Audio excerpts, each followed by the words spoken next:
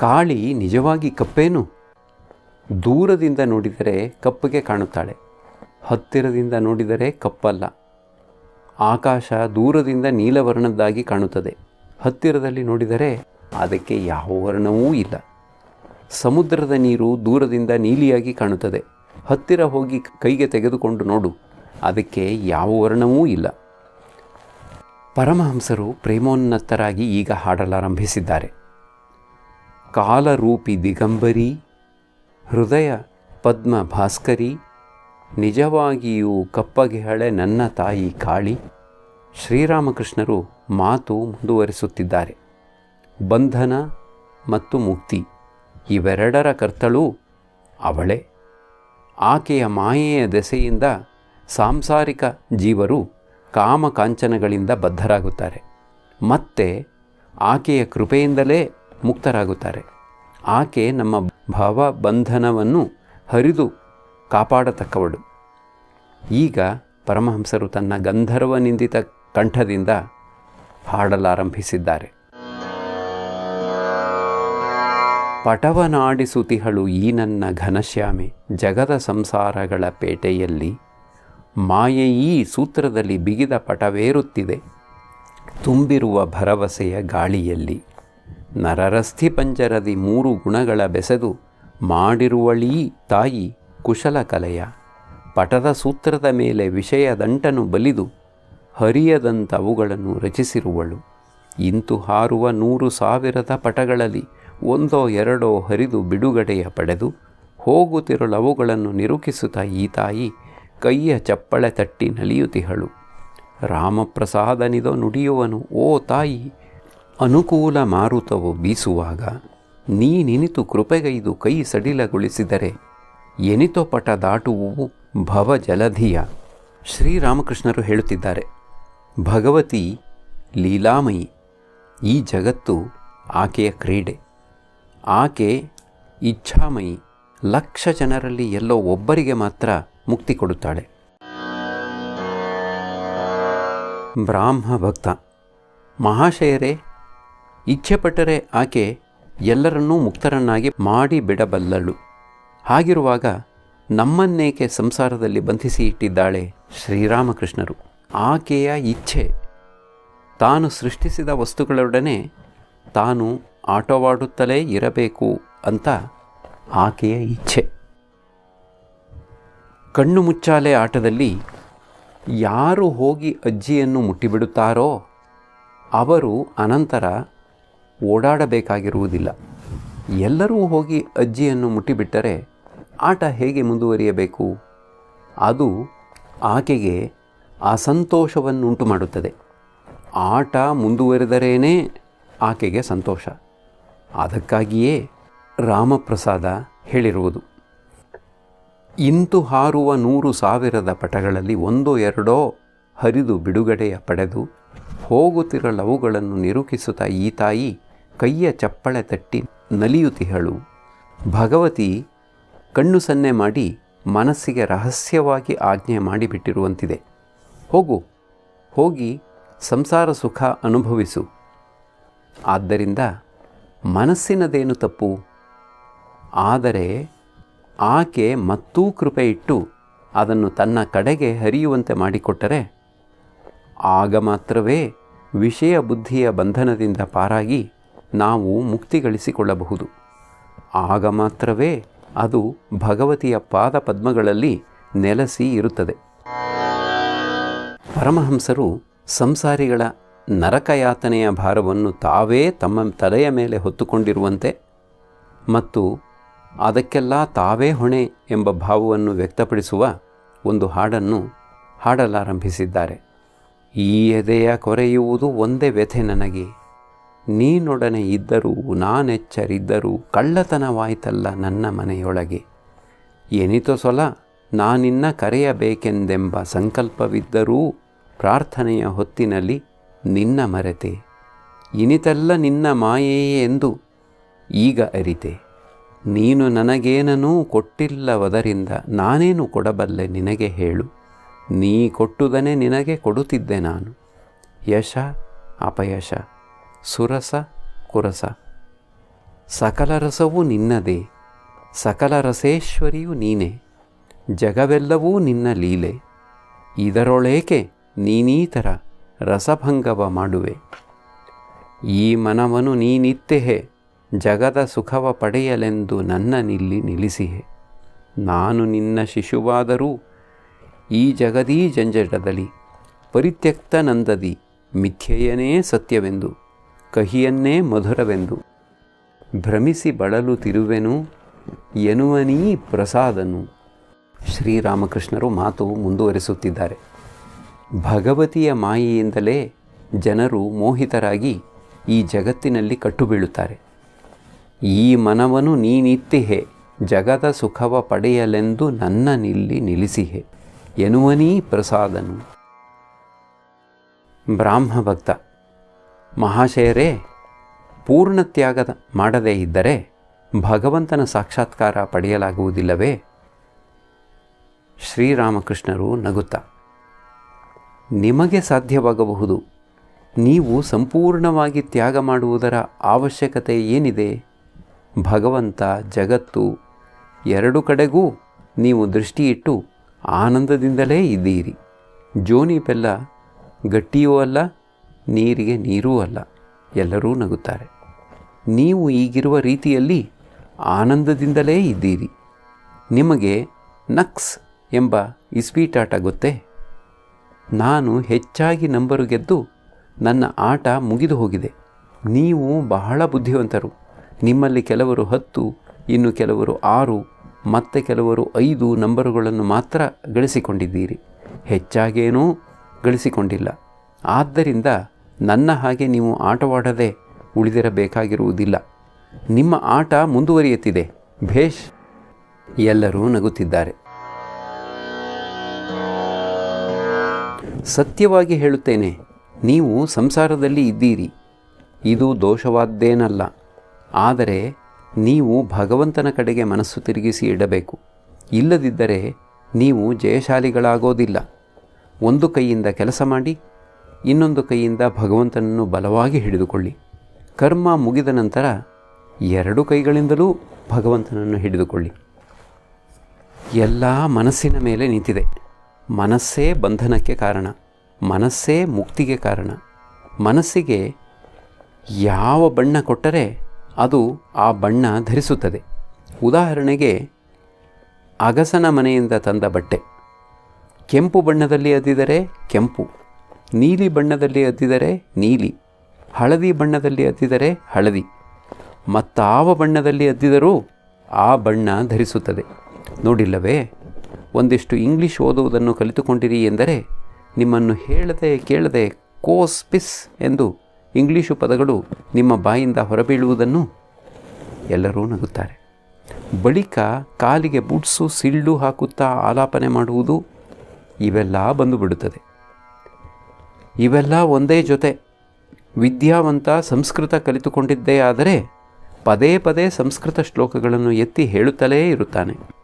ನೀನು ಕೆಟ್ಟವನೊಡನೆ ಬೆಳೆದರೆ ನಿನ್ನ ನಡೆನುಡಿ ವ್ಯವಹಾರ ಎಲ್ಲವೂ ಅವರಂತೆ ಆಗಿಬಿಡುತ್ತದೆ. ಭಕ್ತರ ಸಹವಾಸದಲ್ಲಿ ಬೆಳೆದರೆ ಮನಸ್ಸು ಭಗವತ್ ಚಿಂತನೆ, ಭಗವತ್ ಕಥೆ ಇವುಗಳಲ್ಲೇ ನಿರತವಾಗಿರುತ್ತದೆ. ಮನಸ್ಸೇ ಎಲ್ಲಕ್ಕೂ ಕಾರಣ. ಮನುಷ್ಯನ ಒಂದು ಪಕ್ಕದಲ್ಲಿ ಹೆಂಡತಿ, ಇನ್ನೊಂದು ಪಕ್ಕದಲ್ಲಿ ಮಗಳು. ಒಬ್ಬಳಿಗೆ ಒಂದು ವಿಧವಾಗಿ, ಇನ್ನೊಬ್ಬಳಿಗೆ ಇನ್ನೊಂದು ವಿಧದಲ್ಲಿ ಪ್ರೀತಿ ತೋರಿಸುತ್ತಾನೆ. ಆದರೆ ಮನಸ್ಸು ಮಾತ್ರ ಒಂದೇ ಒಂದು. ಮನಸ್ಸಿನಿಂದಲೇ ಬಂಧನ, ಮನಸ್ಸಿನಿಂದಲೇ ಮುಕ್ತಿ. ನಾನು ಮುಕ್ತ ಪುರುಷ. ಸಂಸಾರದಲ್ಲಿ ಇದ್ದರೆ ತಾನೇ ಏನು? ಅರಣ್ಯದಲ್ಲಿ ಇದ್ದರೆ ತಾನೇ ಏನು? ನನಗೆಲ್ಲಿಯದು ಬಂಧನ? ನಾನು ಭಗವಂತನ ಮಗು, ರಾಜಾಧಿರಾಜನ ಮಗು. ನನಗೆ ಯಾವುದರ ಬಂಧನ ಎಂಬುದಾಗಿ ಯಾರು ಸತತ ಚಿಂತಿಸುತ್ತಾನೋ ಆತ ಮುಕ್ತನಾಗಿ ಬಿಡುತ್ತಾನೆ. ಒಂದು ಪಕ್ಷ ಹಾವೇನಾದರೂ ಕಡಿದರೆ ನನ್ನನ್ನು ವಿಷ ಏನೂ ಮಾಡಲಾರದು ಎಂಬುದಾಗಿ ದೃಢವಾಗಿ ನಂಬಿದರೆ ಆಗ ಅದರಿಂದ ಪಾರಾಗಿ ಬಿಡಬಹುದು. ಹಾಗೆ ನಾನು ಬದ್ಧನಲ್ಲ, ಮುಕ್ತ ಎಂಬುದಾಗಿ ದೃಢವಾಗಿ ನಂಬಿದರೆ ಹಾಗೇ ಆಗಿಬಿಡಬಹುದು, ಮುಕ್ತನೇ ಆಗಿಬಿಡಬಹುದು. ಒಮ್ಮೆ ನನಗೆ ಒಬ್ಬ ಕ್ರಿಶ್ಚಿಯನ್ನನು ಒಂದು ಪುಸ್ತಕ ತಂದುಕೊಟ್ಟ. ನಾನು ಆತನಿಗೆ ಅದನ್ನು ಓದಿ ಹೇಳುವಂತೆ ಹೇಳಿದೆ. ಅದರಲ್ಲಿ ಕೇವಲ ಪಾಪದ ವಿಷಯವೇ ಹೊರತು ಬೇರೇನೂ ಇರಲಿಲ್ಲ. ಕೇಶವನಿಗೆ, ನಿಮ್ಮ ಬ್ರಾಹ್ಮ ಸಮಾಜದಲ್ಲೂ ಕೇವಲ ಪಾಪದ ಮಾತುಕತೆಯೇ. ಯಾವ ವ್ಯಕ್ತಿ ನಾನು ಬದ್ಧ ಎಂಬುದಾಗಿ ಪದೇ ಪದೇ ಹೇಳುತ್ತಾನೋ ಆ ನೀಚ ಬದ್ಧನೇ ಆಗಿಬಿಡುತ್ತಾನೆ. ಯಾರು ಹಗಲೂ ಇರುಳು ನಾನು ಪಾಪಿ ಎಂಬುದಾಗಿ ಹೇಳುತ್ತಲೇ ಇರುತ್ತಾನೋ ಆತ ಪಾಪಿಯೇ ಆಗಿಬಿಡುತ್ತಾನೆ. ಭಗವಂತನ ನಾಮ ಮಹಿಮೆಯಲ್ಲಿ ಮನುಷ್ಯನಿಗೆ ಅಂಥ ಶ್ರದ್ಧೆ ಉಂಟಾಗಿಬಿಡಬೇಕು. ಆತ ಹೇಳುವಂತಾಗಬೇಕು, ಏನು, ನಾನು ಭಗವಂತನ ನಾಮ ಜಪಿಸುತ್ತಾ ಇದ್ದೇನೆ, ನನ್ನಲ್ಲಿ ಇನ್ನೂ ಪಾಪ, ನನಗೆ ಇನ್ನಾವುದರ ಪಾಪ, ನನಗೆ ಇನ್ನೆಂಥದರ ಬಂಧನ. ಭಗವಂತನ ನಾಮ ಜಪಿಸಿದರೆ ಮನುಷ್ಯನ ದೇಹ ಮತ್ತು ಮನಸ್ಸು ಎಲ್ಲವೂ ಶುದ್ಧವಾಗಿ ಬಿಡುತ್ತದೆ. ಕೇವಲ ಪಾಪ, ನರಕ ಈ ಮಾತುಗಳಲ್ಲೇ ಏಕೆ ತೊಡಗಬೇಕು? ಭಗವಂತನಿಗೆ ಒಮ್ಮೆ ಹೇಳಿಬಿಡು, ಹೇ ಭಗವಂತ, ಇದುವರೆಗೆ ಅನ್ಯಾಯ ಕರ್ಮಗಳನ್ನು ಮಾಡಿದ್ದೇನೆ, ಇನ್ನು ಮುಂದೆ ಮಾಡುವುದಿಲ್ಲ. ಆತನ ಹೆಸರಿನಲ್ಲಿ ಶ್ರದ್ಧೆ ಇಡು. ಪರಮಹಂಸರು ಪ್ರೇಮೋನ್ಮತ್ತರಾಗಿ ಹಾಡುತ್ತಿದ್ದಾರೆ. ನಾ ಪಾಪಿಯಾದರೂ ನನ್ನ ಕಡೆಗಾಲದಲ್ಲಿ ನಿನ್ನ ಶ್ರೀರಾಮವನ್ನು ಜಪಿಸುತ್ತಿರಲು ಮುಕ್ತಿಗೊಯ್ಯದೆ ನೀನು ಬಿಡುವಳೇನು? ಬಳಿಕ ಹೇಳುತ್ತಿದ್ದಾರೆ, ನಾನು ಭಗವತಿಯನ್ನು ಕೇವಲ ಭಕ್ತಿಗಾಗಿಯೇ ಪ್ರಾರ್ಥನೆ ಮಾಡಿದೆ. ಹೂವನ್ನು ಭಗವತಿಯ ಪಾದಪದ್ಮಗಳಿಗೆ ಅರ್ಪಿಸಿ ಪ್ರಾರ್ಥನೆ ಮಾಡಿದೆ. ಹೇ ತಾಯಿ, ಈಗೋ ತೆಗೆದುಕೋ ನಿನ್ನ ಪಾಪವನ್ನು, ಈಗೋ ತೆಗೆದುಕೋ ನಿನ್ನ ಪುಣ್ಯವನ್ನು, ನನಗೆ ಶುದ್ಧ ಭಕ್ತಿ ಕೊಡು. ಈಗೋ ತೆಗೆದುಕೋ ಜ್ಞಾನವನ್ನು, ಈಗೋ ತೆಗೆದುಕೋ ನಿನ್ನ ಅಜ್ಞಾನವನ್ನು, ನನಗೆ ಶುದ್ಧ ಭಕ್ತಿ ಕೊಡು. ಈಗೋ ತೆಗೆದುಕೋ ನಿನ್ನ ಶುಚಿಯನ್ನು, ಈಗೋ ತೆಗೆದುಕೋ ನಿನ್ನ ಅಶುಚಿಯನ್ನು, ನನಗೆ ಶುದ್ಧ ಭಕ್ತಿ ನೀಡು. ಈಗೋ ತೆಗೆದುಕೋ ನಿನ್ನ ಧರ್ಮವನ್ನು, ಈಗೋ ತೆಗೆದುಕೋ ನಿನ್ನ ಅಧರ್ಮವನ್ನು, ನನಗೆ ಶುದ್ಧ ಭಕ್ತಿ ಕರುಣಿಸು. ಬ್ರಾಹ್ಮ ಭಕ್ತರಿಗೆ ರಾಮಪ್ರಸಾದನ ಒಂದು ಹಾಡು ಕೇಳಿ. ಸುಮ್ಮನೆ ತಿರುಗಾಟಕ್ಕೆ ಬಾ ಮನವೇ, ಶ್ರೀಕಾಳಿ ಸುರತರು ವಿರುವೆಡೆಗೆ. ಸಂಸಾರದಲ್ಲಿ ಇರತಕ್ಕವರಿಗೆ ಭಗವಂತನ ಸಾಕ್ಷಾತ್ಕಾರ ಏಕೆ ದೊರೆಯದೆ ಹೋಗುತ್ತದೆ? ಜನಕರಾಜನಿಗೆ ದೊರೆತಿತ್ತು. ರಾಮಪ್ರಸಾದ ಈ ಜಗತ್ತನ್ನು ವರ್ಣಿಸಿದ್ದಾನೆ ಕನಸಿನ ತೆರೆ ಎಂಬುದಾಗಿ. ಆದರೆ ಭಗವಂತನ ಪಾದಪದ್ಮಗಳಲ್ಲಿ ಭಕ್ತಿಯನ್ನು ದೊರಕಿಸಿಕೊಂಡದ್ದೇ ಆದರೆ, ಈ ಜಗವೆಂಬುದು ಮೋಜಿನ ಮನೆಯೋ, ಇದರೊಳು ನಾ ಮನ ಬಂದೊಲು ನಡೆವೆ, ತಿನ್ನುವೆ ಕುಡಿಯುವೆ ಕುಣಿಯುವೆ ನಲಿವೆ, ಜನಕನ ತೇಜವ ಮೀರಿದರಾರೋ, ಇಹಪರದಲ್ಲೂ ಕೊರತೆ ಇಲ್ಲದೊಲು ಬಾಳಿದನವನು, ಅದನು ಇದನು ಎರಡನ್ನು ಹಿಡಿದು ಕುಡಿದನು ತುಂಬಿದ ಹಾಲ್ಬಟ್ಟಳನು. ಎಲ್ಲರೂ ನಗುತ್ತಿದ್ದಾರೆ. ಆದರೆ ಇದ್ದಕ್ಕಿದ್ದ ಹಾಗೆ ಜನಕರಾಜ ಆಗಿಬಿಡುವುದಿಲ್ಲ. ಜನಕರಾಜ ಮೊದಲು ನಿರ್ಜನ ಪ್ರದೇಶದಲ್ಲಿ ಬಹಳವಾಗಿ ತಪಸ್ಸು ಮಾಡಿದ. ಸಂಸಾರದಲ್ಲಿ ಇರುವವರೂ ಒಮ್ಮೊಮ್ಮೆ ಹೋಗಿ ನಿರ್ಜನ ಪ್ರದೇಶದಲ್ಲಿ ವಾಸ ಮಾಡಬೇಕು. ಸಂಸಾರದ ಹೊಸಲು ದಾಟಿ ಹೋಗಿ ಒಬ್ಬನೇ ಹೊರಗೆ ಇದ್ದು ಕನಿಷ್ಠ ಪಕ್ಷ ಒಂದು 3 ದಿನವಾದರೂ ಭಗವಂತನಿಗಾಗಿ ಅಳಲು ಸಾಧ್ಯವಾಗುವುದಾದರೆ ಅದೂ ಒಳ್ಳೆಯದೇ. ಹೋಗಲಿ, 1 ದಿನವಾದರೂ ಸರಿಯೇ, ವಿರಾಮ ಮಾಡಿಕೊಂಡು ನಿರ್ಜನ ಪ್ರದೇಶದಲ್ಲಿ ಆತನ ಚಿಂತನೆ ಮಾಡಲು ಸಾಧ್ಯವಾಗುವುದಾದರೆ ಅದೂ ಎಷ್ಟೋ ಒಳ್ಳೆಯದೇ. ಜನ ಹೆಂಡತಿ ಮಕ್ಕಳಿಗಾಗಿ ಕೊಡಗಟ್ಟಲೆ ನೀರು ಸುರಿಸುತ್ತಾರೆ. ಭಗವಂತನಿಗಾಗಿ ಯಾರು ಅಳುತ್ತಾರೆ ಹೇಳು? ಆಗಾಗ ನಿರ್ಜನ ಪ್ರದೇಶಕ್ಕೆ ಹೋಗಿ ಭಗವಂತನ ಸಾಕ್ಷಾತ್ಕಾರಕ್ಕಾಗಿ ಸಾಧನೆ ಮಾಡಬೇಕು. ಸಂಸಾರದಲ್ಲಿ ಕಾಲಿಟ್ಟು ಅದರ ವಿವಿಧ ಕರ್ಮಗಳಲ್ಲಿ ತೊಡಗಿರುವ ವ್ಯಕ್ತಿಗೆ ಭಗವಂತನಲ್ಲಿ ಮನಸ್ಸನ್ನು ಸ್ಥಿರವಾಗಿ ಇಡಬೇಕು ಎಂದರೆ ಮೊದಲು ಅನೇಕ ವಿಘ್ನಗಳು ಬರುತ್ತವೆ. ಫುಟ್ಪಾತಿನ ಗಿಡ ಇನ್ನೂ ಸಸಿಯಾಗಿರುವಾಗ ಅದಕ್ಕೆ ಬೇಲಿ ಹಾಕದೇ ಇದ್ದರೆ ಆಡು ಕುರಿಗಳು ತಿಂದು ಬಿಡುತ್ತವೆ. ಗಿಡ ಸಸಿಯಾಗಿರುವಾಗ ಬೇಲಿ ಅವಶ್ಯಕ. ಬುಡ ದಪ್ಪವಾಯಿತು ಎಂದರೆ ಬೇಲಿಯ ಅವಶ್ಯಕತೆಯೇನೂ ಇರುವುದಿಲ್ಲ. ಆಗ ಆನೆ ತಂದು ಕಟ್ಟಿದರೂ ಅದಕ್ಕೆ ಏನೂ ಆಗದು. ತಗಲಿರುವ ರೋಗ ವಿಷಮಶೀತ ಜ್ವರ. ಅಂಥ ರೋಗಿ ಇರುವ ಕೊಠಡಿಯಲ್ಲೇ ಇವೆ ನೀರಿನ ಹಂಡೆ, ಹುಣಸೆಕಾಯಿಯ ಉಪ್ಪಿನಕಾಯಿ. ಆತನನ್ನು ಗುಣಪಡಿಸಬೇಕಾಗಿದ್ದರೆ ಮೊದಲು ಆತನನ್ನು ಬೇರೆ ಕೊಠಡಿಗೆ ಕರೆದುಕೊಂಡು ಹೋಗಿ ಮಲಗಿಸಬೇಕು. ಸಂಸಾರಿ ಜೀವವೇ ವಿಷಮಶೀತ ಜ್ವರದ ರೋಗಿ. ವಿಷಯ ವಸ್ತುಗಳೇ ನೀರಿನ ಹಂಡೆ, ವಿಷಯ ಭೋಗ ತೃಷ್ಣೆಯೇ ನೀರಡಿಕೆ. ಹುಣಸೆಕಾಯಿಯ ಉಪ್ಪಿನಕಾಯಿಯ ಯೋಚನೆ ಮನಸ್ಸಿಗೆ ಬಂದರೇನೇ ಬಾಯಲ್ಲಿ ನೀರು ಊರುತ್ತದೆ. ಅಂಥದ್ದರಲ್ಲಿ ಹತ್ತಿರ ತೆಗೆದುಕೊಂಡು ಬಂದರೆ ಇನ್ನು ಕೇಳಬೇಕೇ? ಈ ವಿಧದ ವಸ್ತುಗಳು ಕೊಠಡಿಯಲ್ಲಿ ಇವೆ. ಹೆಂಗಸಿನ ಸಹವಾಸವೇ ಉಪ್ಪಿನಕಾಯಿ. ಆದ್ದರಿಂದ ನಿರ್ಜನ ಪ್ರದೇಶದಲ್ಲಿ ಚಿಕಿತ್ಸೆ ಅವಶ್ಯಕ. ವಿವೇಕ ವೈರಾಗ್ಯಗಳನ್ನು ಗಳಿಸಿಕೊಂಡು ಬೇಕಾದರೆ ಸಂಸಾರದಲ್ಲಿ ಇರಬಹುದು. ಸಂಸಾರ ಸಮುದ್ರದಲ್ಲಿ ಕಾಮ ಕ್ರೋಧಾದಿ ಮೊಸಳೆ ವಾಸವಾಗಿವೆ. ಅರಸಿಣ ಮೈಗೆ ಹಚ್ಚಿಕೊಂಡು ನೀರಿಗೆ ಇಳಿದರೆ ಮೊಸಳೆಗಳ ಕಾಟ ಇರುವುದಿಲ್ಲ. ವಿವೇಕ ವೈರಾಗ್ಯವೇ ಅರಿಸಿನ. ಸದಸದ್ವಿಚಾರಕ್ಕೆ ವಿವೇಕ ಅಂತ ಹೆಸರು. ಭಗವಂತನೇ ಸತ್, ನಿತ್ಯವಸ್ತು. ಉಳಿದುವೆಲ್ಲ ಅಸತ್, ಅನಿತ್ಯವಸ್ತು, 2 ದಿನದ ಬಾಳಿನವು ಎಂಬುದೇ ಜ್ಞಾನ. ಭಗವಂತನಲ್ಲಿ ಅನುರಾಗ ಬೆಳೆಸಿಕೊಳ್ಳಬೇಕು. ಆತನ ಕಡೆಗೆ ಮನಸ್ಸು ಹರಿಯುವಂತೆ ಮಾಡಿಕೊಳ್ಳಬೇಕು. ಆತನನ್ನು ಪ್ರೀತಿಸಬೇಕು. ಕೃಷ್ಣನನ್ನು ಕಂಡರೆ ಗೋಪಿಯರಿಗೆ ಅತ್ಯಂತ ಮಹತ್ತಾದ ಆಕರ್ಷಣೆ. ಒಂದು ಹಾಡು ಕೇಳು. ಕೇಳಿರೇ ಸಖಿ ಕೇಳಿರೇ ದೂರ ಕೊಳಲಿನ ಕರೆಯನು, ನಾನು ಹಾರುವೆನಲ್ಲಿಗೀಗಲೇ ಕಾಯುತ್ತಿರುವನು ಕೃಷ್ಣನು. ನೀವು ಬರುವಿರೋ ಇಲ್ಲವೋ ಸಖಿ ಹೇಳಿರೀಗಲೇ ನಡೆವೆನು, ನಿಮ್ಮ ಪಾಲಿಗೆ ನನ್ನ ಕೃಷ್ಣನು ಬರಿಯ ಹೆಸರಾಗಿರುವನು. ನನಗೋ ಆತನು ಹೃದಯದೊಳವಿನ ಉಸಿರಿನುಸಿರಾಗಿ ಇರುವನು. ನೀವು ಕಿವಿಯಲ್ಲಿ ಕೇಳುತ್ತಿರುವಿರಿ ಅವನ ಕೊಳಲಿನ ರಾಗವ, ನಾನು ಕೇಳುವೆನಾತ್ಮದಾಳದಿ ಮಧುರ ಮುರುಳಿ ನಾದವ. ನಿನ್ನ ಹೊರತೀ ಕುಂಜ ಕಾನನ ಬರಿಯ ನೀರಸವಾಗಿದೆ, ಬಾರ ರಾಧೆ ಬಾರ ಪ್ರಿಯ ಸಖಿ ಎಂದು ಕೊಳಲುಲಿ ಕರೆದಿದೆ. ಪರಮಹಂಸರು ಈ ಹಾಡನ್ನು ಹಾಡುತ್ತಾ ಹಾಡುತ್ತಾ ಅಶ್ರುಪೂರ್ಣ ಲೋಚನರಾಗಿ ಕೇಶವನೇ ಮೊದಲಾದವರಿಗೆ ಹೇಳುತ್ತಿದ್ದಾರೆ. ರಾಧಾಕೃಷ್ಣರನ್ನು ಒಪ್ಪಿದರೆ ಒಪ್ಪಿ, ಇಲ್ಲದಿದ್ದರೆ ಬಿಡಿ. ಅವರಲ್ಲಿ ಪರಸ್ಪರ ಇದ್ದ ಆಕರ್ಷಣೆಯನ್ನು ಮಾತ್ರ ಒಪ್ಪಿಕೊಂಡು ಬಿಡಿ. ಭಗವಂತನಿಗಾಗಿ ಅದೇ ವಿಧದ ವ್ಯಾಕುಲತೆ ನಿಮ್ಮಲ್ಲಿ ಉಂಟಾಗುವಂತೆ ಪ್ರಯತ್ನ ಮಾಡಿ. ವ್ಯಾಕುಲತೆ ಉಂಟಾಯಿತು ಎಂದರೆ ಆತನ ಸಾಕ್ಷಾತ್ಕಾರವನ್ನು ಪಡೆದುಕೊಳ್ಳಬಹುದು. ಈಗ ನದಿ ಇಳಿಯಲು ಪ್ರಾರಂಭಿಸಿದೆ. ಜಹಜು ಕಲ್ಕತ್ತಾದ ಕಡೆಗೆ ವೇಗವಾಗಿ ಹೋಗುತ್ತಿದೆ. ಅದು ಈಗ ಹೌರಾ ಸೇತುವೆ ದಾಟಿ ಬೊಟಾನಿಕಲ್ ಗಾರ್ಡನ್ ಹತ್ತಿರಕ್ಕೆ ಬರುತ್ತಿದೆ. ಇನ್ನೂ ಸ್ವಲ್ಪ ಕೆಳಕ್ಕೆ ಹೋಗುವಂತೆ ಕ್ಯಾಪ್ಟನ್ನನಿಗೆ ತಿಳಿಸಲಾಯಿತು. ಜಹಜು ಎಷ್ಟು ದೂರ ಮುಂದುವರೆದು ಬಿಟ್ಟಿದೆ, ಆದರೆ ಅನೇಕರಿಗೆ ಅದರ ಅರಿವೇ ಇರಲಿಲ್ಲ. ಅವರು ಮಗ್ನರಾಗಿ ಪರಮಹಂಸರ ಮಾತು ಕೇಳುತ್ತಿದ್ದಾರೆ.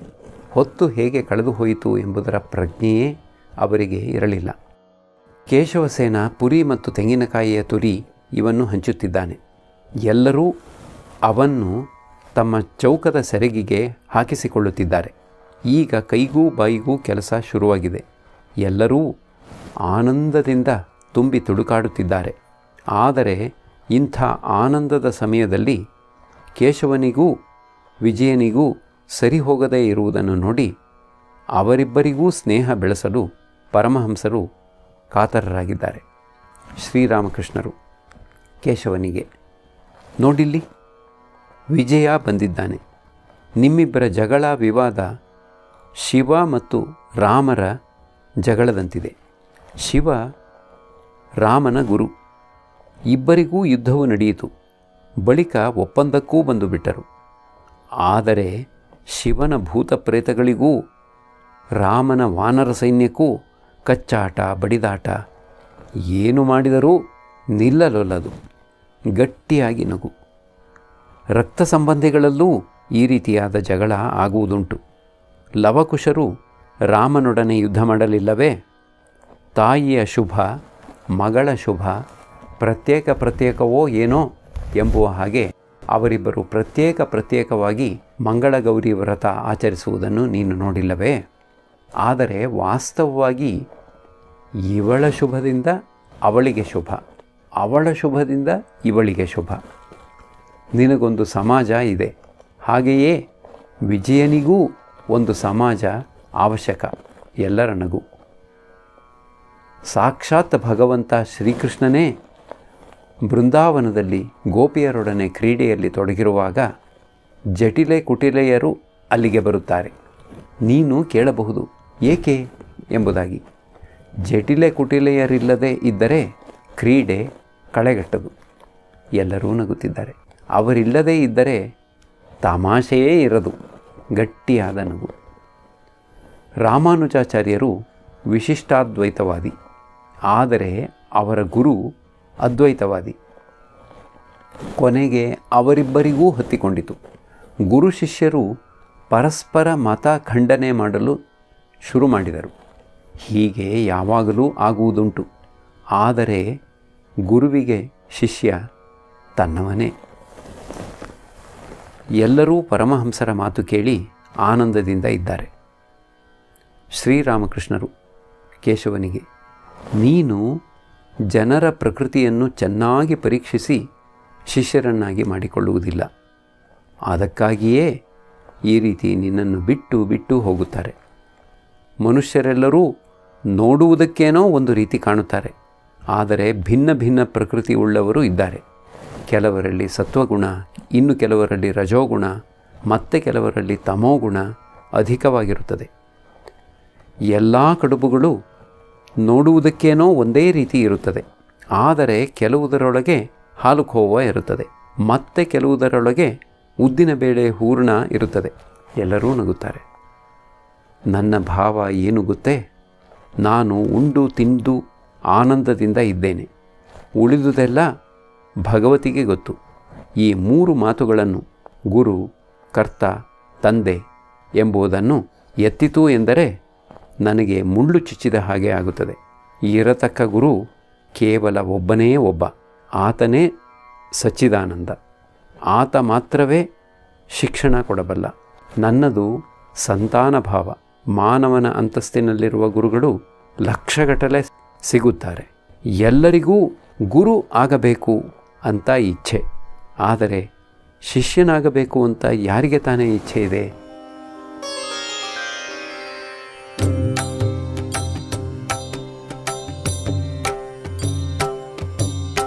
ಶ್ರೀರಾಮ ಕೃಷ್ಣ ಮಂಗಲಕಾರಿ, ಶ್ರೀರಾಮ ಕೃಷ್ಣ ಮಂಗಲಕಾರಿ, ಶ್ರೀರಾಮ ಕೃಷ್ಣ ಮಂಗಲಕಾರಿ, ಶ್ರೀರಾಮ ಕೃಷ್ಣ ಮಂಗಲಕಾರಿ. ನಮೋ ನಾರಾಯಣ ಭವದುಃಖಹಾರಿ, ನಮೋ ನಾರಾಯಣ ಭವದುಃಖಹಾರಿ, ನಮೋ ನಾರಾಯಣ ಭವದುಃಖಹಾರಿ.